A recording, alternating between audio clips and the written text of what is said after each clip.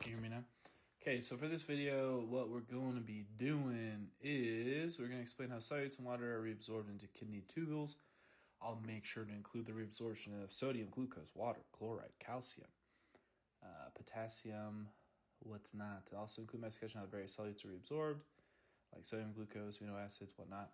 And then I'll go into the concept of renal threshold and saturation. We'll also discuss the process of filtration. In my discussion, I'll describe the filtration membrane in the renal corpuscle and the pressures involved in filtration. I'll discuss how blood flow may be regulated to the glomerulus. I'll describe what GFR is, and I'll explain the principle of clearance. How it's used to estimate GFR, I'll explain tumor feedback, and I'll explain the renin, angiotensin, aldosterone system of the RAS system. I'll also describe what happens at the cellular level with ADH and aldosterone, and then in part 2 of this essay, I'll explain how the loop of Henle is used to establish and maintain the renal medullary concentration gradient. Then I'll explain how this concentrating and ADH can work together to excrete urine of different concentrations. Moving on. All right, so first off, we have our kidney. So, if we go to the anatomy of it, this will lead down, and then I'll go into like our bladder to urethra. Anyways, so this is one of our kidneys. Then on that kidney, we're gonna zoom in somewhere around here, and that zoom in will be our nephron. And nephron comes to, so there's lots of different kind of little things with our nephrons that are fun. Anyway.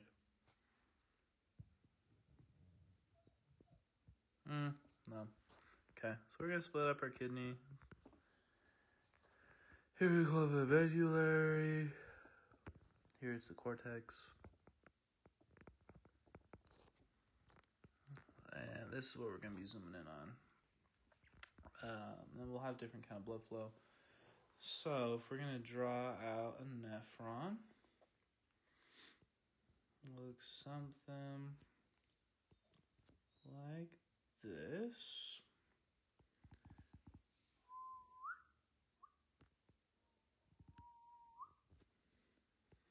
Make this one a little bit deeper.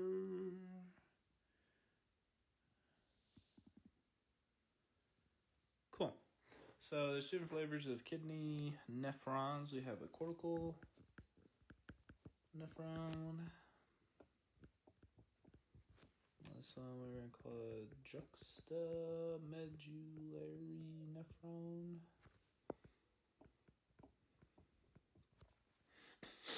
So juxtamedullary, it's a long one, has a better way of increasing water retention. Humans don't have that many of them. Camels have a ton of them. That's what makes camels and other desert dwelling creatures be able to retain more water, or at least some of them. So this is our basic nephron. We're going to break it into different parts. Here is what we're going to call Bowman's capsule.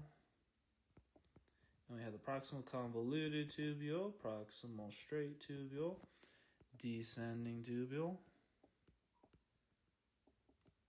And we have our ascending tubule. We have distillate and our collecting tubule.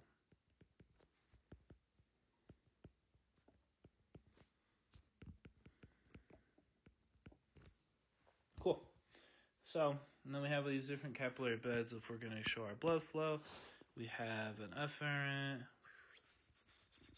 no wrap all around, that's 3D. We have our afferent, and then we have our efferent, and then we also have these different capillary beds. Bowman's capsule will have one, which will be called our renal corpuscle, or there's a, sorry, not the renal corpuscle, it'd be the glomerulus. It's inside of Bowman's capsule right here. It's like a little capillary bed. And then we have a peritubule, capillaries.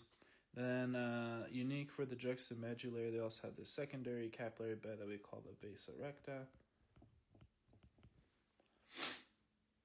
So yeah, this is the kidney. And the fun thing about the kidneys is that they do one of 4 different very important functions. We'll be going through, I believe, all those today. What our kidneys do, first we got filter stuff, excuse me. And we'll go deep into filtering. After our filtration, excuse me. Coughing on something. Okay, so with our kidneys, filtration, very important. So yeah, kidneys do one of 4 things. One, let's change colors. I don't want red. Red is blood. Blood. Okay, so our kidneys can do 4 things. They can filtration, also reabsorption. We'll also have secretion. And then excretion. Excretion is anything that goes through here. Filter. We're going to be moving things back into our blood because we got to keep it around. If we pee out everything that we have, then we lose everything. Where's the laser pointer?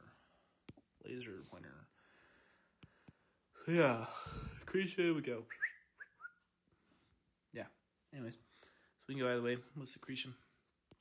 We'll go here. We'll go from blood back into our tubule, our lumen of the tubule of our nephron. We have excretion. Excretion is anything that goes straight down, collects in the bladder, out the ureter. Yeah, ureter, urethra, and then bye-bye. So yeah, that's excretion. So filtration, it happens in the renal corpuscle. Let's do this. Filtration. Whoa. So yeah, it occurs in the renal corpuscle. How I'm going to draw a nephron is like this. This is our blood. This is the glomerulus. This is the afferent arteriole. This is the efferent arteriole.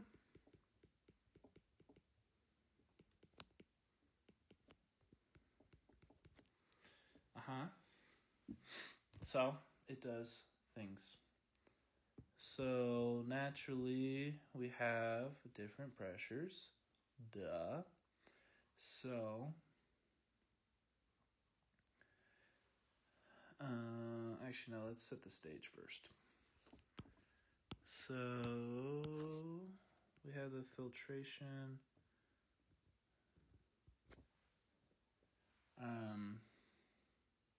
membrane, which the filtration membrane,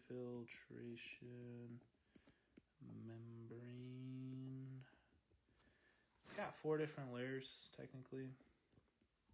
The innermost layer is a fenestrated capillary. Fenestrated epithelium, it's the innermost layer of the capillary of the endothelial cells, and it contains pores that will allow for water, different ions, glucose, small sites to pass through, but it'll block large proteins and blood cells because we don't want blood in our urine. That causes problems. Second layer is the basement membrane. Basement membrane is a lot like other basement membranes that we've seen with the capillaries. It's just really negative thing. Well, yeah, negatively charged matrix, not thing. It'll repel the large plasma proteins like our albumin. So yeah, albumin can actually fit through our basement membrane, but its negative charge repels it because like charges repel. Then we also have podocytes, which podocytes is what I drew here in purple. Those are podocytes. And technically have mesangial cells. These mesangial cells are just kind of all over the place. I don't want to draw them because it can make the drawing too messy, but they're just all the way around to help push things in the general flow of filtration of going from the blood and the glomerulus into the lumen. This whole thing is zoomed in right here. So this, there. Anyways, so yeah.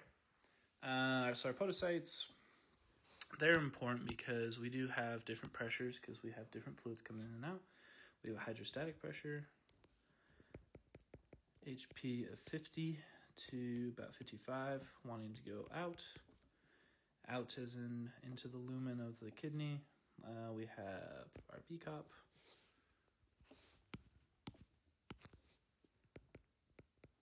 which is about 30, moving back in. And then we have also a CP, which that's our capsule pressure, just of the fluid that's also within the capsule. It's about 10 to 15 millimeters of mercury.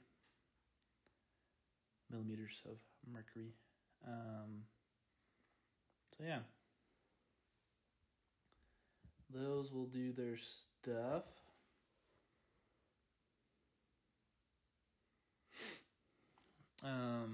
So yeah, we can find that we have about a net positive 10 millimeters of mercury into the lumen.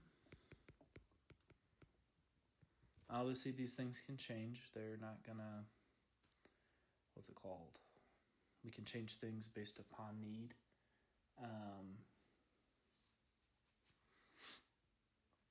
So anyways, like we're saying, our glomerular hydrostatic pressure, or GHP, it's about 55 millimeters of mercury. And that this pressure is exerted by the blood within the glomerular capillaries, and it's going to be promoting filtration, getting us that net positive 10 millimeters, 10 to 15. We also have the capsular hydrostatic pressure. Yeah, we went through all that stuff. So anyways, so our net filtration pressure,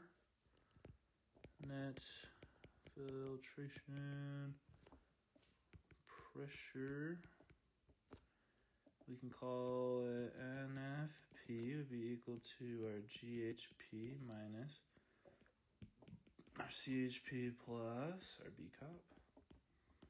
Here we're getting about 10, like we were saying earlier. Just want to draw everything out.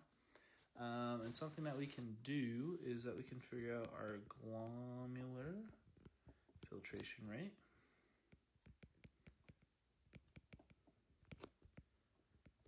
And that rate is the amount of filtrate formed per minute. To be able to find this, we want to make sure that things aren't being 100%. To be able to find our GFP, there's different ions that we would use, different substances that we can use, but one that across the board that works, because it's 100% filtrated, but it's not secreted or excreted. So what we typically use to figure out GFR is a molecule called creatinine, which is a byproduct of metabolism, or we can use inulin, which inulin is a dimer of fructose. So both those things we can use to be able to calculate our GFR. We give them a set amount, and then as things get filtered out, because it won't be, 100% is filtered, and 100% is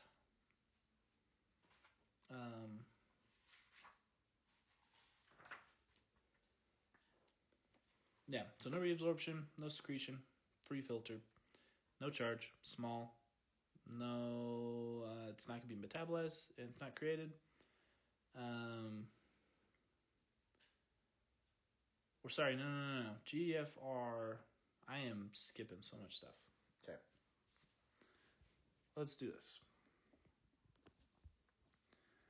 So let's draw it again for filtration. So you can put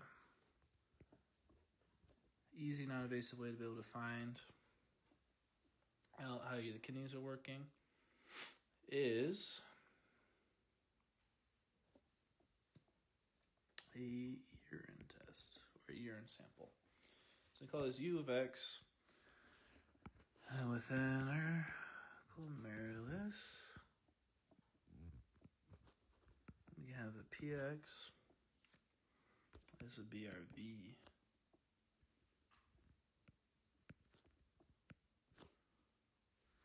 And what this equation I'm just drawing out right here, we call clearance.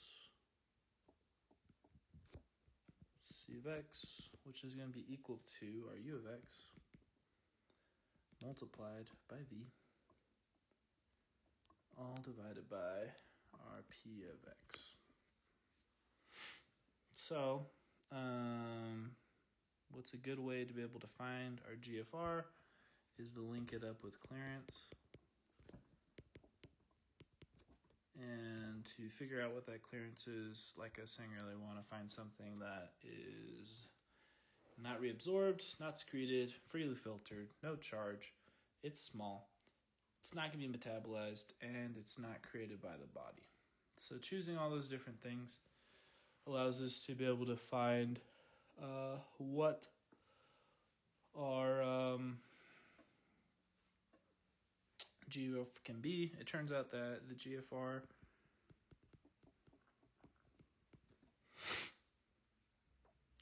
the clearance of inulin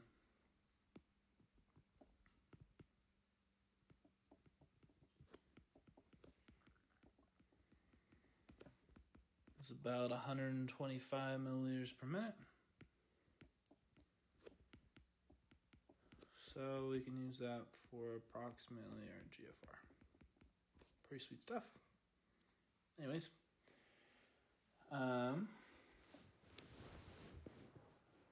and yeah, so our GFR, it's regulated through intrinsic and extrinsic mechanisms. One of them can be a myogenic response. So if our system blood pressure increases, our left arterioles will constrict to reduce glomerular blood flow. And that restriction of glomerular blood flow will be able to maintain a stable GFR. And then if we have low blood pressure, it leads to afferent arterial dilation, which will then cause an increase in our GFR. And then we also have tuboglomerular feedback. There are macula densa cells in our distal convoluted tubule, which will monitor the sodium and chloride concentrations. And if our sodium chloride levels are too high, they'll signal our arteriole to constrict by releasing adenosine to reduce our GFR. And we can also do hormone control with the RAS system. We'll go through all that different stuff. But yeah, so just recapping with clearance because I'm bouncing around. Our renal clearance, it's going to be a measure of how effectively the kidneys can remove the substance from the blood. And then the clearance of certain markers help to estimate ESR. Inulin and creatinine clearance are commonly used. But what's it called? Yeah, so our most accurate but probably impractical would be inulin, just because it'd probably be a little bit easier to use creatinine. Try to remember exactly why, but that's just what I'd say. Creatinine is more commonly used. But it's also slightly overestimated measures GFR since creatinine is secreted a little bit, but not enough that we can't use it as a good estimate for GFR. So instead of being the normal 125, I think creatinine is about creatinine CX is going to be equal, it's about 128 millimeters per minute. So, anyways, yeah. So with where we're at right now, let's double check what things we've done, what things we still got to do. So discuss process of filtration, yes. And discussion of yes. Discuss how blood flow regulated by the glomerulus, yes. Describe what GFR is and explain the principle of clearance and how it's used to estimate GFR, yes. Tubular feedback, yes. Oh, yeah, describe the renin aldosterone. Let's explain the RAS system. RAS.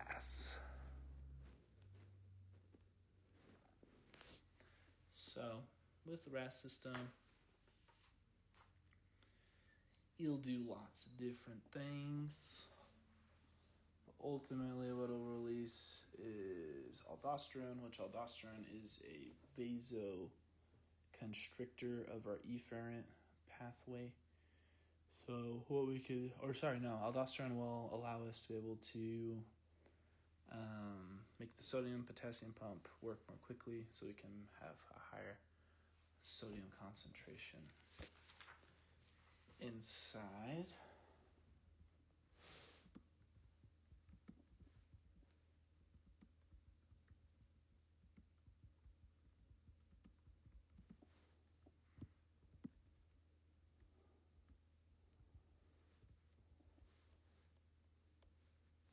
Oh.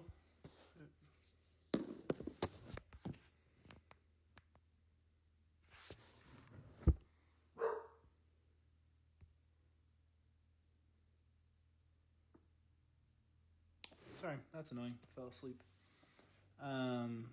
So with our the RAS system is going to help us with the I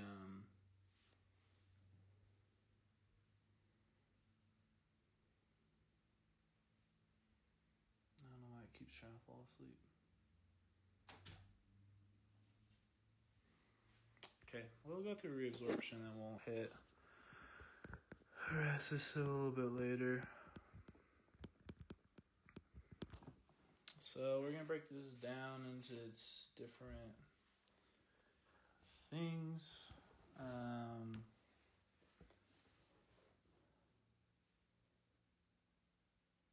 What's it called? So if our GFR is high, if our clearance is high? No. So yeah, if our GFR is high, then things aren't being filtered well. So we have kidney problems. If it's being low, then it's being reabsorbed completely, which can also lead to kidney problems. So you kind of want to be middle of the pack. They would be happy. So with reabsorption, we'll start with the proximal convoluted tubule.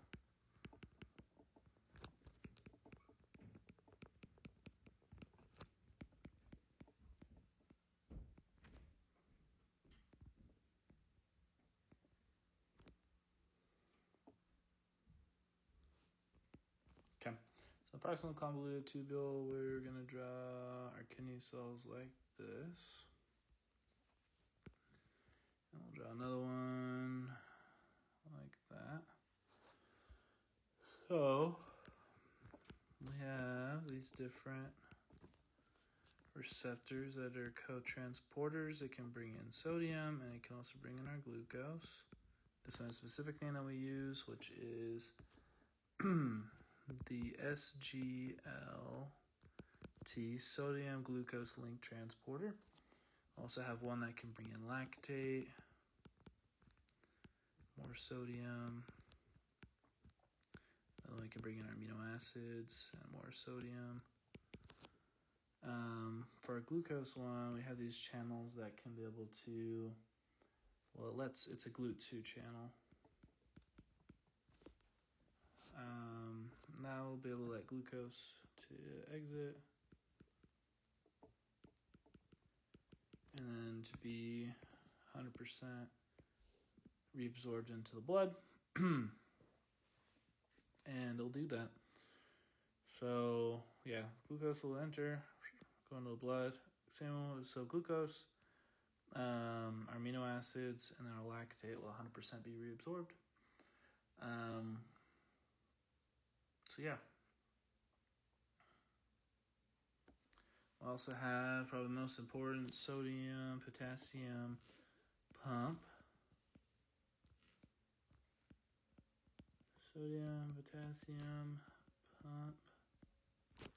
That's going to allow to do the whole concentration gradient. And then we have these different channels that allow for amino acids, lactate to also be 100% reabsorbed. So that covers those ones.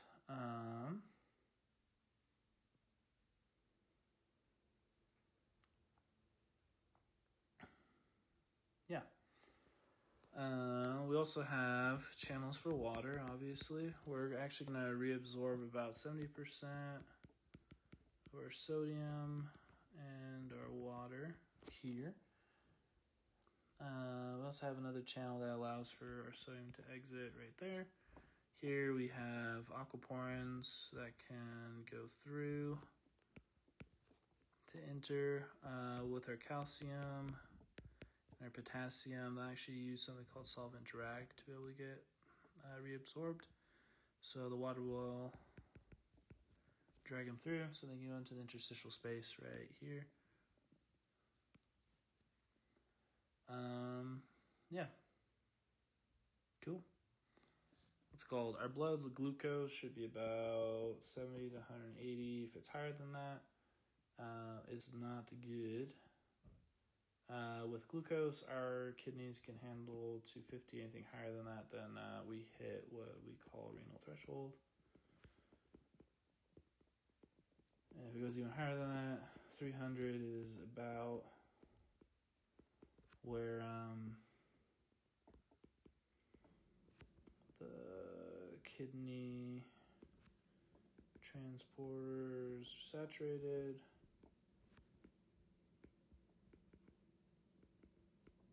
And we find glucose in urine. Find glucose in urine, that's a sign of diabetes. Cool. Cool. So cool. So yeah, that is those ones, proximal convoluted. Also our proximal convoluted, we're going to have carbonic anhydrase. We're just going to call it right there. And what it's going to be able to do is we can turn CO2 and water into bicarb and acid.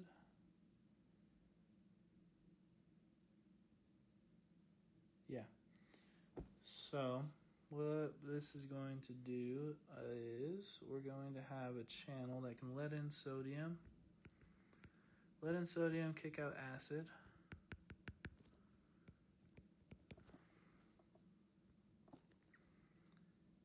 And carbonic anhydrase will create bicarb, which that bicarb will move out with our sodium out here.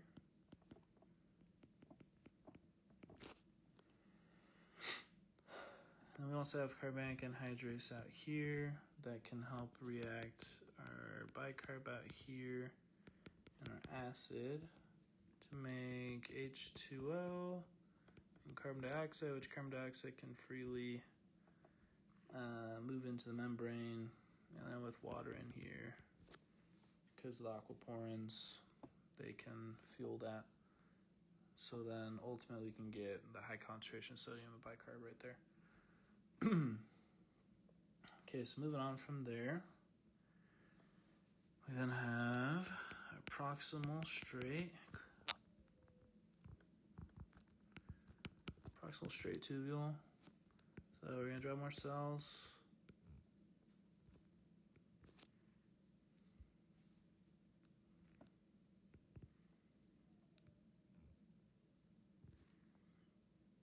Okay, so the proximal straight, we still have water being able to move through.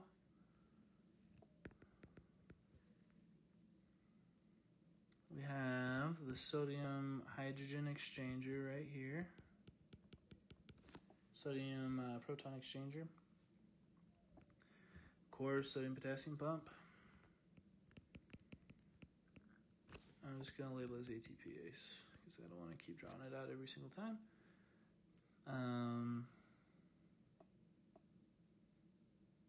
So let's draw this one first. So we're going to have these co-transporters for chloride. This is where chloride will get reabsorbed most of the way. Not all the way, but quite a bit of it, or mainly chloride. We have our cystic fibrosis, TR channels.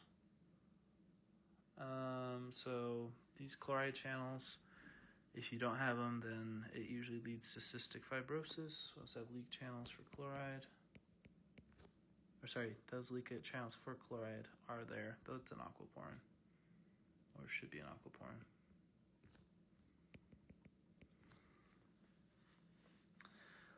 Okay, and then here we have renationally make anions that will then be able to flow back through their exchange for chloride. There's no CFR channel on this one. This one right here, there's another one. But again, I don't want to draw it.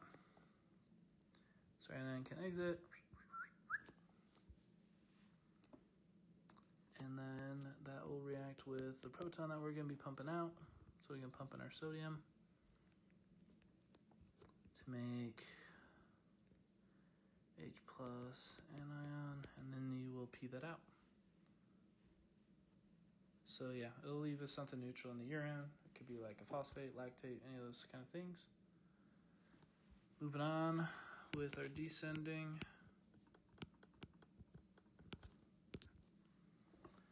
So descending is unique. We're really just going to be able to move in water. We have our sodium potassium pump, but really we're just pumping water all the way through.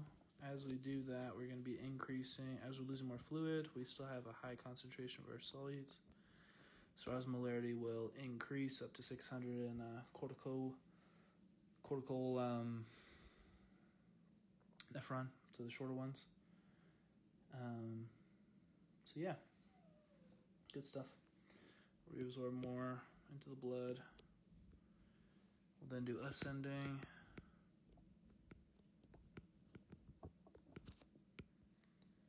So ascending, they're unique because water cannot pass through.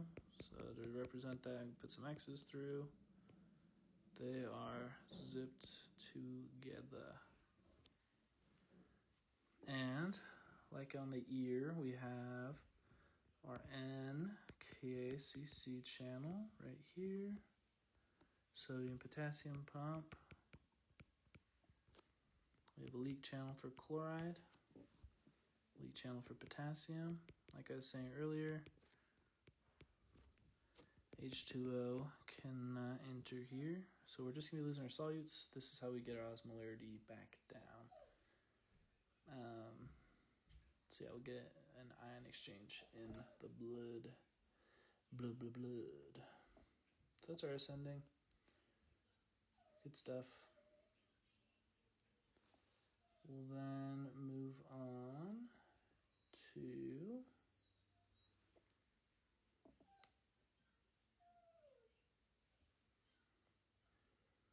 let's do that.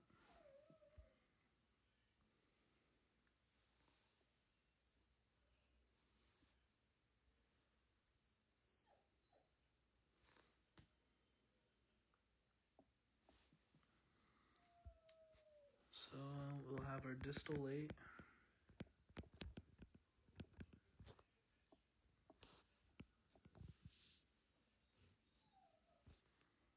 So with our distillate, we'll have sodium potassium channel. We'll have bicarb be able to enter via channel, chloride to leave.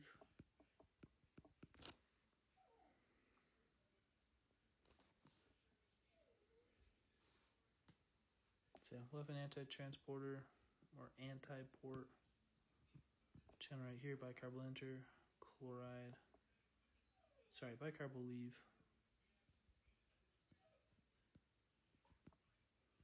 Chloride will enter. We have carbonic anhydrase here again.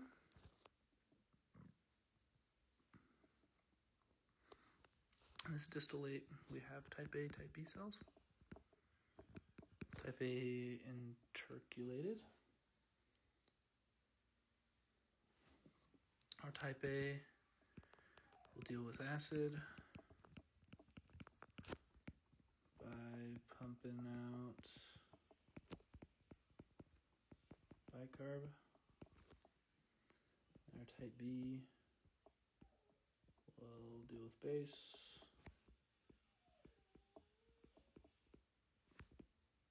By pumping acid. Okay, so with our type A, we'll have carbonic anhydrase be able to do its thing. What we'll be doing is we still don't have any movement of water. I'm drawing these side by side, but technically they're not like that in real life. We have a potassium leak channel right here. So we have these ATP driven channels right here that will bring in our potassium and our acid, because we have acid inside the lumen. Those acids will react with carbonic anhydrase to make bicarb.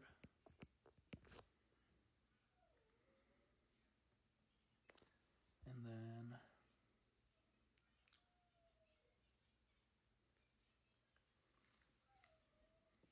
we also have another pump that can be able to pump out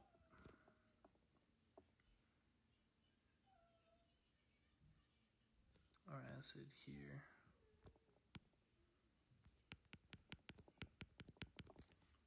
So, yeah, good stuff.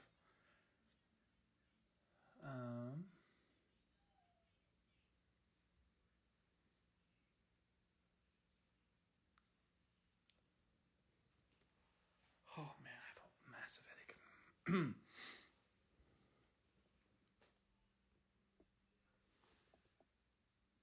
Okay, here with our type B, pretty much everything is going to be the opposite. Carbonic anhydrase. Instead, we're bringing in chloride, pumping out bicarb.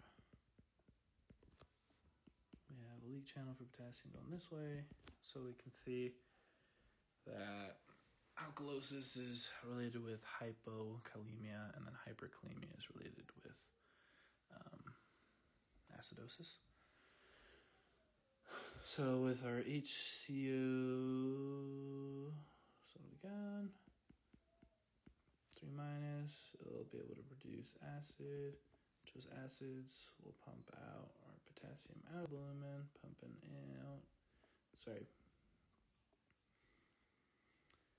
pump our potassium into the lumen, our acid out of the lumen to be able to deal with the bases or the acids in the blood. And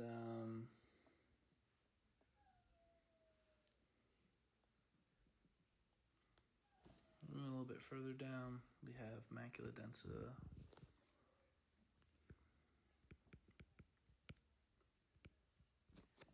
Densa cells.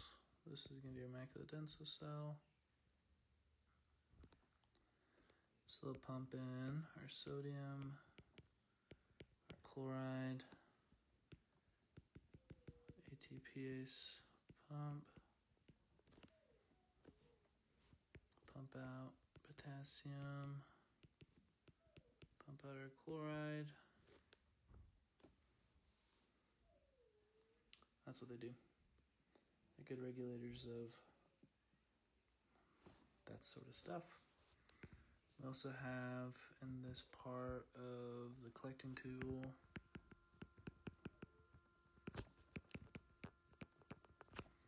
principal cells.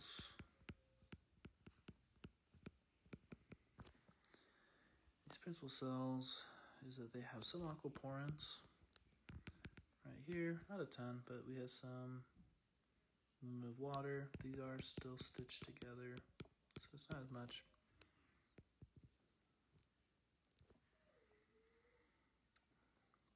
But they have a G protein right here, which combined with ADH, if we're in a state of dehydration, will pump out our potassium and our chloride.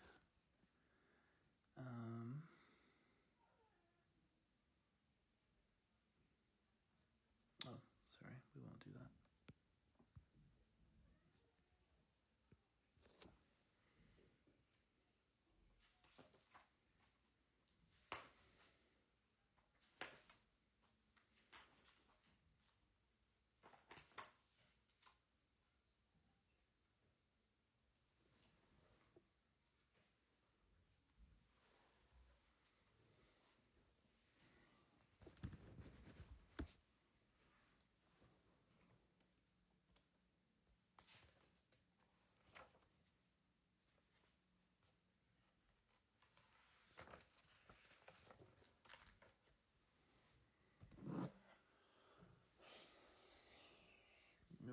second.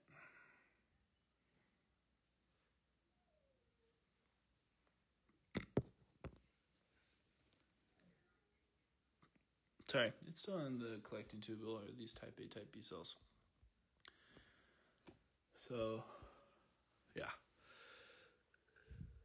Distillate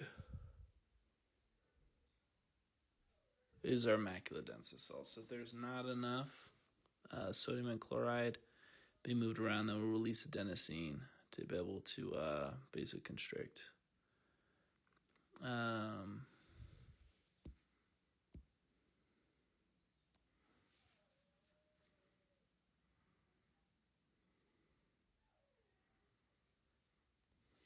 So yeah, this right here.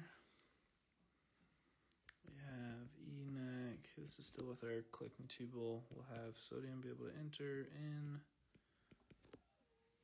ADPase pump.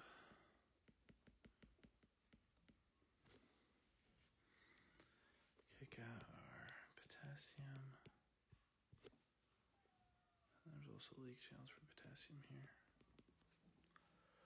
Okay, so here back to the densa cells, we can release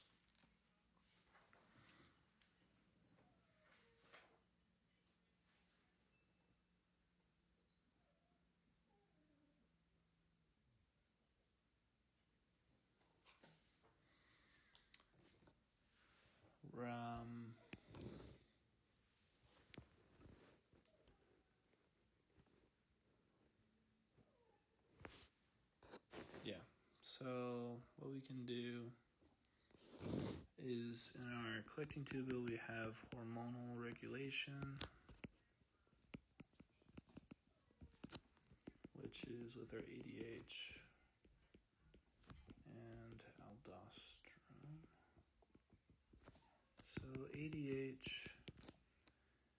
ALB is secreted by a pituitary gland, so it comes from the pituitary gland, and it's in response to dehydration. It'll increase water absorption by inserting aquaporins into the collecting ducts.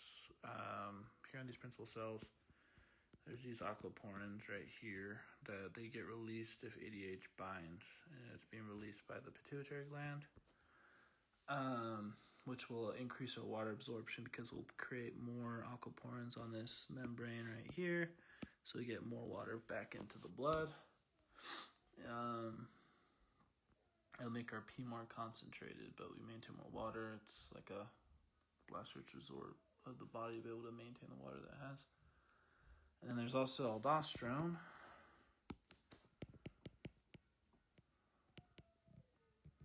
which aldosterone does is it's released by the adrenal cortex in response to low sodium or high potassium. What it does, it enhances sodium reabsorption and potassium excretion in the distal nephron, which that will also help retain our water retention and increase our blood volume. So with the RAS system, go over it. So we'll release renin, which that's triggered by low blood pressure, sympathetic nervous system activation, or low sodium in the distal tubule detected by the macula densa cells.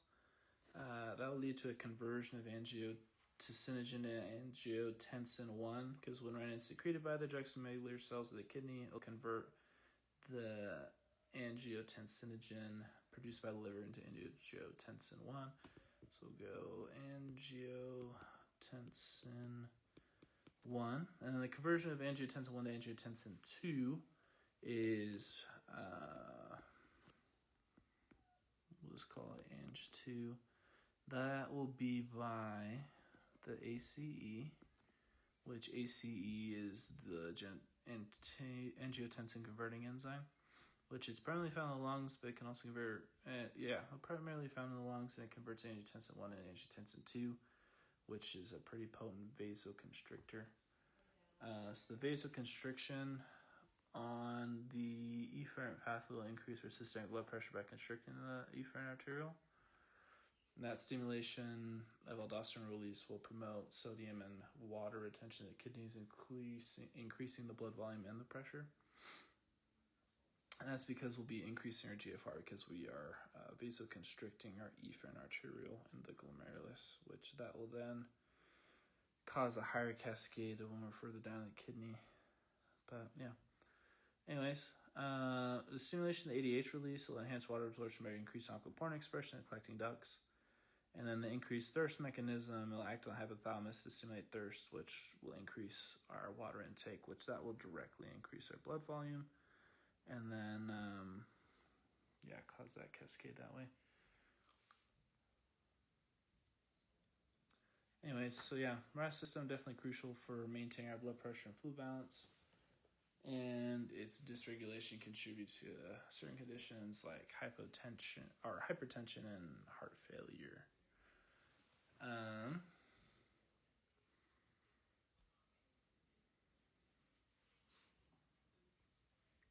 So if we're going to draw out a kidney, we're going to do it this way. So glomerulus right here.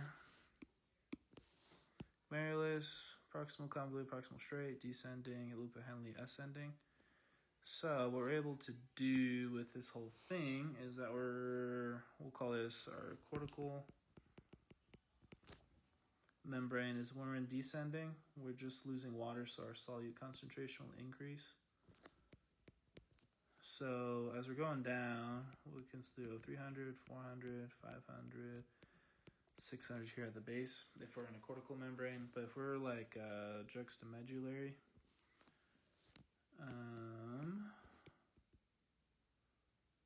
come on, that is the saddest wrist I've ever seen. You can go really deep. 600, 700, 800, 900, 1100. Cool. So in our descending limb, we're permeable but not to the solutes. So the water will exit into the hyperosmotic medullary interstitium, or the interstitial spaces. That's why we have these little lips right here. That's what I'm trying to represent here. This is interstitial space, or the interstitium, which that will concentrate the filtrates as we go down, because we're dipping off all this. They will naturally settle to a deeper or a higher concentration here at the base. But with the ascending limb, it's impermeable to water, but it will actively get rid of those substrates. So then we're able to get in this area right here, the loop of Henle, we're able to get it really deep, and what that allows is that our blood will be going into the opposite direction, so we can establish this gradient between dumping of the ions and then with our blood being able to pick them back up, creating a counter, just a system where we're able to help the two out with each other. So ADH does play a role in our urine concentration, like I was saying earlier. With ADH, more water is absorbed in the collecting ductile into our blood, so it can increase producing urine concentrations that can get up to 1,200 milliosmolar. But without the ADH, the collecting tubule will remain impermeable to water, and it will lead to dilute urine. Another way that we can do that is if we block the NK double C channel in the ascending, where we're not able to get rid of those solutes because our gradient is no longer there, so there's no reason for the water to want to leave. So then we maintain 300 milliosmoles throughout the entire cycle instead of decreasing and then increasing again here, where we'll go back up to 500, 400, 300, 200, and even go a little bit lower. It's somewhere around like 150-ish is where we're at. So, bouncing around again. So with our two-millimolar feedback and homeostasis, the feedback mechanism ensures that excess GFR does not lead to excessive sodium chloride loss. So high GFR will lead to an increased sodium chloride in the distal tubule, which then the macula densa cells will detect that high sodium chloride and then cause afferent arterial constriction with adenosine, which then will reduce our GFR, and it'll restore our sodium chloride balance further back in that system with the different reabsorptions. So yeah, it's pretty neat. Kidneys are cool. Another thing that is importante is urea.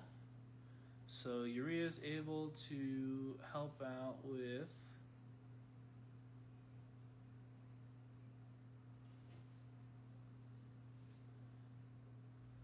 our different stuff. So from here to here, this is all maintained by our sodium and chloride concentrations being changed and manipulated between the descending and ascending. But to get down to 1200, we use a molecule with urea. If these two, I know I didn't draw this super well, but when these collect a collecting tubule, what can happen is that we'll be dumping a bunch of urea into this whole area to be able to let it go through. Blood cells have been, adapted that they don't,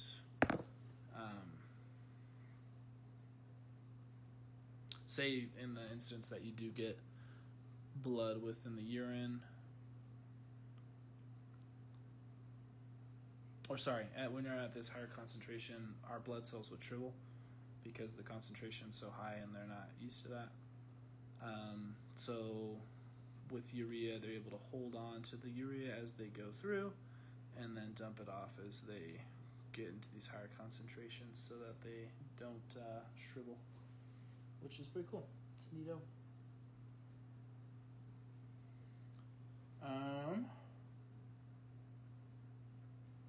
Shoot, I think I need to talk about TFP, don't I?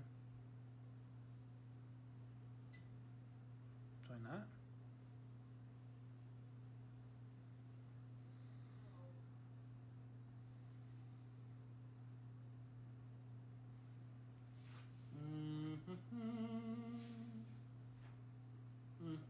Let's do this. So, I think we're at a good point to talk about secretion. So this is something that we went over super quickly with Brother Hunt. So if we have our cell, what can happen is we figured out in World War II with penicillin that if we gave them pH, we can be able to keep penicillin in their system longer and be able to save lives that way. So they didn't die to infection. ATPase pump, sodium, potassium pump. And what we have right here is that as a natural byproduct of the citric acid cycle, we have alpha ketoglutarate. And what that can do is that can make new bicarb. And the alpha ketoglutarate can be able to have this channel right here that can exchange for the penicillin.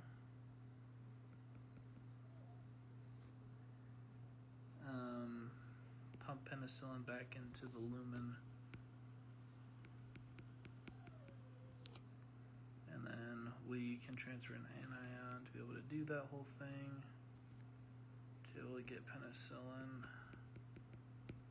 back in the lumen to be reabsorbed, or to keep it within the whole thing. And what we found out is with penicillin or with ADH, we can use these to figure out renal blood flow.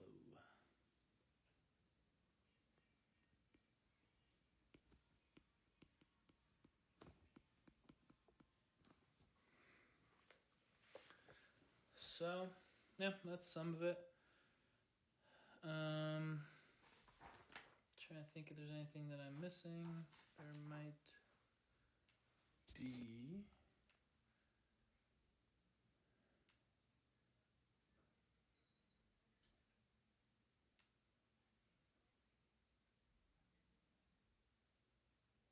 So yeah, with our urea,